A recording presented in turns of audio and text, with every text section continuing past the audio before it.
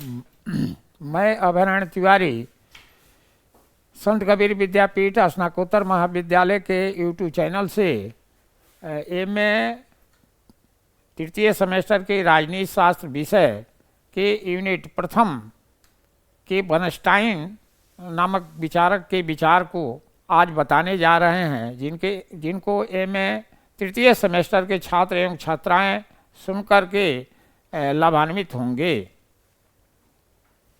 Edward बर्नस्टाइन।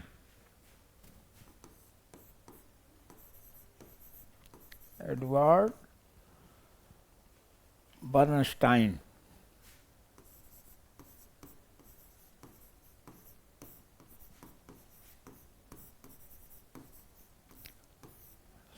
समय काल है 1850 से 1932 ईस्वी।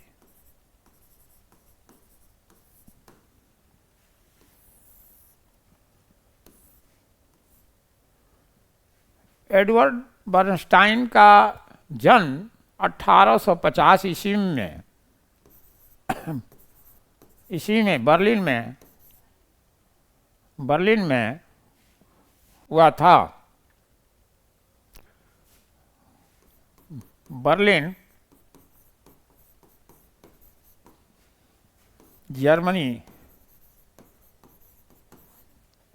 जर्मनी देश है में हुआ था। इनके पिता यहूदी धर्म के थे, यहूदी धर्म के उपासक थे। यहूदी धर्म के उपासक थे।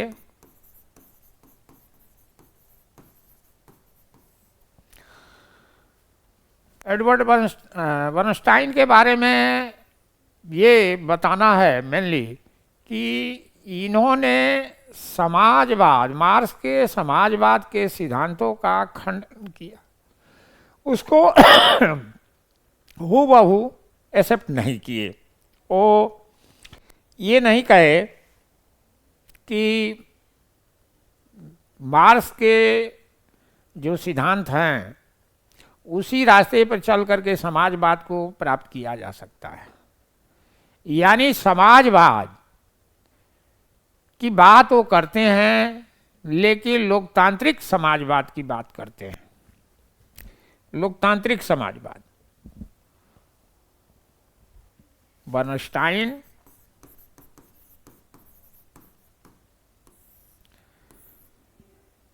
समाजवाद में प्रजातांत्रिक समाजवाद की बात करते हैं। प्रजातांत्रिक समाजवाद।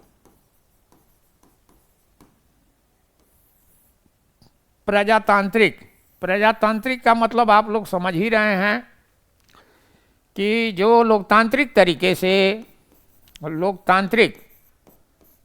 से हम समाजवाद की स्थापना करते हैं, वही लोकतांत्रिक समाजवाद है। समाजवाद है क्या?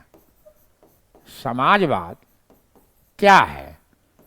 समाजवाद का मतलब एक ऐसा विचार है जो समानता की बात करता है, न्याय की बात करता है। वो कहता है कि समाज में भेदभाव नहीं होना चाहिए। समाज में हर व्यक्ति को जैसा श्रम करता है वैसा मजदूरी मिलना चाहिए। शोषण नहीं होना चाहिए, शोषण रहित समाज होना चाहिए। जो भी पूंजी है वो समाज का है, किसी व्यक्ति का नहीं है।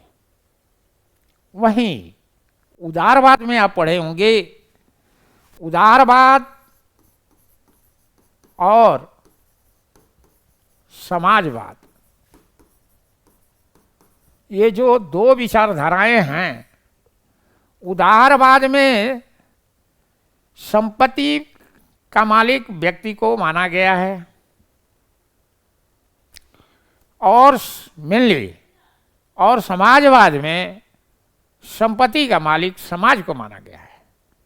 उसमें ये नहीं कहा गया है कि ये व्यक्ति आपका है, वह व्यक्ति दूसरे का है, और वो बस तीसरे का है, ये सब बात नहीं है। मेनली समाजवाद यही है। तो समाजवाद का मतलब जहाँ शोषण न हो, जहाँ न्याय की बात किया जाए, जहाँ काम जैसा आप मेहनत किए उसका रॉयल्टी मिले, उसका मजदूरी मिले, शोषण न हो, और पूंजी पर, संपत्ति पर पूरे समाज का अधिकार हो। एक चीज बता दें, मार्क्स के समाजवादी विचार के सिद्धांत हमारे भी विनोबा भावे का नाम हमारे यहाँ का थिंकर लिया जा सकता है। उन्होंने भी एक सर्वोदय का सिद्धांत दिया। जयप्रकाश नारायण ने भी समाजवाद की परिकल्पना किया। ये भारतीय विचारक हैं जिन्होंने अपना सिद्धांत दिया। हमें पाश्चात्य का आज पढ़ना है, तो पाश्चात्य में ये बताना है कि बर्नस्टाइन ने किन कारणों से मार्क्स के विचारों से असहमत होकर के और लोकतांत्रिक समाजवाद यानी प्रजातांत्रिक समाजवाद की बात उन्होंने किया। वो कहते हैं कि मार्क्स कहता है कि पूंजी का संकेंद्रण हो रहा है, समाज में दो ही वर्ग हैं, पूंजीपति वर्ग और श्रमिक वर्ग, और समाजवाद की स्थापना क्रांति के द्वारा ही होगी। मजदूर, पूरे विश्व के मजदूर एक हैं, और मजदूरों का शोषण हो रहा है। तो एक दिन ऐसा आएगा कि मजदूरों का अधिनायक तंत्र स्थापित होगा और समाज में समाजवाद की स्थापना होगी, और समाजवाद के बाद साम्यवाद की स्थापना होगी। समाजवाद का जो अंतिम रूप है वो है साम्यवाद। तो कहने का मतलब मार्क्स का ये विचार वो बर्नस्टाइन ने कैंसिल कर दिया है, आलोचना किया है, शिकायत किया है। और बर्नस्टाइन का जो पुस्तक है वो है जो मुख्य रूप से उनकी पुस्तक है प्रजातांत्रिक समाजवाद पर, वो है इवोल्यूशनरी सोशलिज्म। इवोल्यूशनरी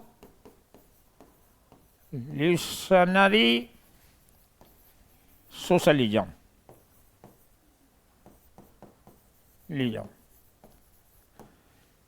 इसके अलावा एक और उन्होंने किताब दिया है, प्रॉब्लम्स सोशलिज्म।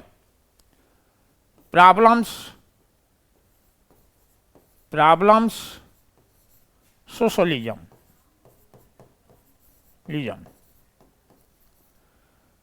इसमें लोकतांत्रिक समाजवाद की बात उन्होंने किया, कहा कि समाजवाद की स्थापना क्रमिक सुधार के द्वारा होगा, क्रांति के द्वारा नहीं। मार्क्स के ये विचार कि पूंजीपति हो रहे हैं, धनी धनी हो रहा है और गरीब गरीब हो रहा है, ये बात सही नहीं। कल कारखाने स्थापित हो रहे हैं, संपत्ति की वृद्धि हो रही है, तो पूंजीपति की स्थिति ठीक हो रही है तो श्रमिकों की स्थिति भी ठीक हो रही है। इसके अलावा बर्नस्टाइन ने कहा है कि समाज में जो मार्क्स का कहना कि दो ही वर्ग है, कौन कौन? पूंजीपति वर्ग,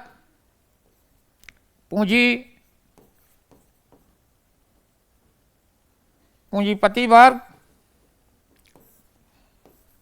पूंजीपति वर्ग और दूसरा जो श्रमिक वर्ग।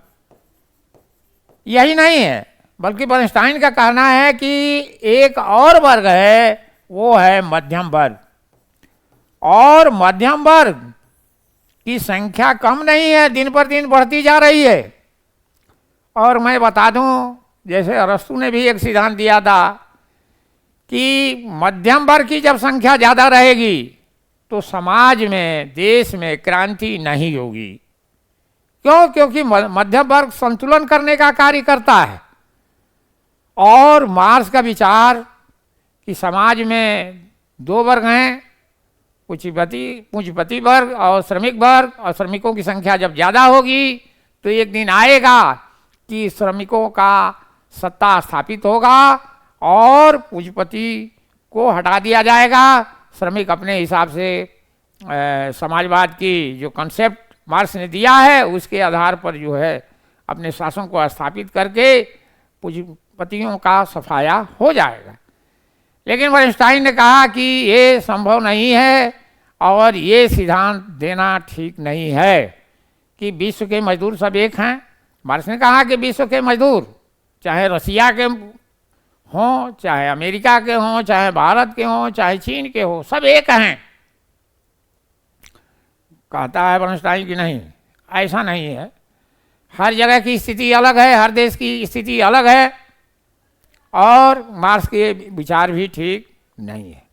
हम एक चीज़ और बता दें कि जो प्रजातांत्रिक समाजवाद की बात वॉलस्टाइन ने किया वह हमारे देश में भी इस विचार को मानने वाले एक विचारक थे, वो थे पंडित जवाहरलाल नेहरू। लाल नेहरू के भी विचार प्रजातांत्रिक समाजवाद के विचार से प्रभावित है, क्योंकि हमारे भी भारतीय संविधान के प्रस्तावना में समाजवाद की परिकल्पना किया गया है, लोकतांत्रिक समाजवाद को अपनाया गया है और ये लोकतांत्रिक समाजवाद का जो कॉन्सेप्ट है वो हमारे संशोधनवादी जो विचारक है जिसका फर्स्ट श्रेय वॉलस्टाइन को दिया जाता है और जिनको लोकतांत्रिक समाजवाद का जनक भी माना जाता है, ये संशोधनवाद के जनक हैं। इन्होंने ही मार्क्स के विचारों में को संशोधित करके और नया स्वरूप दिया। वॉलस्टाइन के बारे में हम एक चीज बता दें कि 1872 ईस्वी में इन्होंने जब राजनीतिक सदस्यता यानी जर्मन समाजवादी प्रजातांत्रिक दल की सदस्यता ग्रहण की तो उन्होंने सदस्यता ग्रहण करने के बाद एक विचार दिया कि गुरु के बताए हुए चीजों को अंधभक्त होकर के नहीं स्वीकार करना चाहिए, उसमें देखना चाहिए क्या चीजें अच्छी है, क्या चीजें बुरी है, क्या चीजें स्वीकार करने योग्य है, क्या स्वीकार करने योग्य नहीं। तो मार्क्स के विचार को, जो समाजवाद की विचार है, उसको वॉलस्टाइन ने भी स्वीकार किया कि समाजवाद की स्थापना होनी चाहिए, सामाजिकता होनी चाहिए, न्यायसंगत समाज होना चाहिए, लेकिन इस समाजवाद की जो आदर्श है वो क्रमिक सुधार के द्वारा एक लोकतांत्रिक तरीके से उसकी स्थापना करने की कोशिश करना चाहिए और ये संवैधानिक तरीके से होगा, असंवैधानिक तरीके से नहीं। तो इसका विचार जो है हम देखते हैं कि वॉलस्टाइन ने दिया। इसके अलावा वॉलस्टाइन में नैतिकता की बात वो करता है। वो कहता है कि नैतिक मार्ग से भी हम इस चीज को, लक्ष्य को प्राप्त कर सकते हैं। यानी हम जो हमारे सत्य है, महात्मा गांधी ने जो कॉन्सेप्ट दिया सत्य और अहिंसा का, उस मार्ग को भी स्वीकार वॉलस्टाइन ने किया। वॉलस्टाइन कहा कि हम नैतिक मार्गों के द्वारा, नैतिकता की द्वारा, मानवता के द्वारा हम अपनी बात को सरकार से मनवा सकते हैं, संस्था से मनवा सकते हैं, लोगों से मनवा सकते हैं। तो इसमें हमें क्रांति की बात और हथियार उठाने की बात ये सब नहीं करना है या नहीं होना चाहिए। उनका कहना था कि समाजवाद मानवीय आकांक्षाओं का अंतिम परिणाम है। इन्होंने वॉलस्टाइन ने कहा कि समाजवाद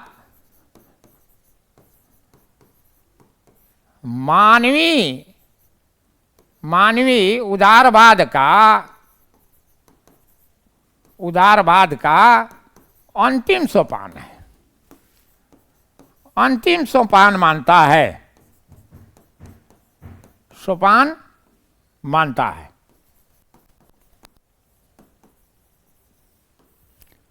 समाजवाद को उन्होंने अंतिम सोपान माना उदारवाद का, यानी उदारवाद जहां खत्म होता है। आप जानते हैं कि उदारवाद का अंग्रेजी लिबरलिज्म है। लिबरलिज्म यानी लिबर मतलब होता है स्वतंत्रता, और स्वतंत्रता का मतलब ये है कि आप उदारवाद के बारे में दो प्रकार की उस समय विचार पढ़े होंगे, नकारात्मक और सकारात्मक। नकारात्मक में कोई बंधन नहीं होता है और सकारात्मक में आवश्यकता अनुसार राज्य जो है बंधन लगाने की कोशिश करता है।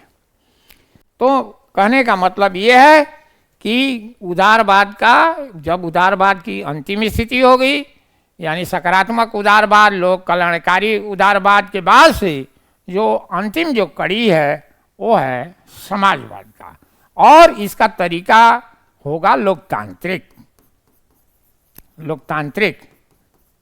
वैधानिक, शनय शांति ढंग से, ये सब। इसके अलावा उन्होंने तर्क दिया कि पार्लियामेंट्री डेमोक्रेटिक के द्वारा और आर्थिक सुधार के द्वारा हम लोकतांत्रिक समाजवाद की स्थापना कर सकते हैं। यानी हमारी जो पार्लियामेंट है वो लोकतांत्रिक चुना जाए, आर्थिक सुधार किया जाए, लोगों को अधिकार दिया जाए, लोगों को मुआवजा दिया जाए, न्याय की स्थापना किया जाए। इन सब चीज़ों के माध्यम से हम लोकतांत्रिक समाजवाद को प्राप्त कर सकते हैं। और जैसा कि भारत ने अपने यहाँ अपनाया भी है, और ये हमारे यहाँ भी जो समाजवाद का कंसेप्ट है वो लोकतांत्रिक ही है। हमारे यहाँ समानता की बात किया जाता है, न्याय की बात किया जाता है, बंधुत्व की बात किया जाता है, भाईचारे की हमेशा भावनाएं समाज में सरकार भी एनवायरनमेंट तैयार करती है, और हमारे जो समाजसेवी संगठन है वो भी तैयार करता है। यहाँ तक कि हमारे यहाँ महात्मा गांधी ने न्यासधारिता का जो ट्रस्टीशिप का जो सिद्धांत दिया था, न्यासधारिता,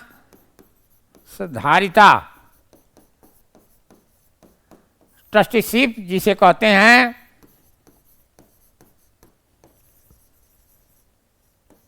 ट्रस्टीशिप का जो सिद्धांत है वो भी एक तरीके से समाजवाद का, जो लोकतांत्रिक समाजवाद का जो कंसेप्ट बर्नस्टाइन ने दिया, मिलता जुलता है। इसमें इन्होंने कहा, गांधी जी ने कहा कि आपको आवश्यकता से अधिक जो भी पूंजी है, जो भी पैसा है, वो आप एक जगह गरीबों को दे दीजिए, एक किसी सामाजिक संगठन को दे दीजिए, सरकार को दे दीजिए, कि उस गरीबों को, उन कमज़ोर लोगों को काम आवे जो आपकी आवश्यकता से अधिक पूंजी है।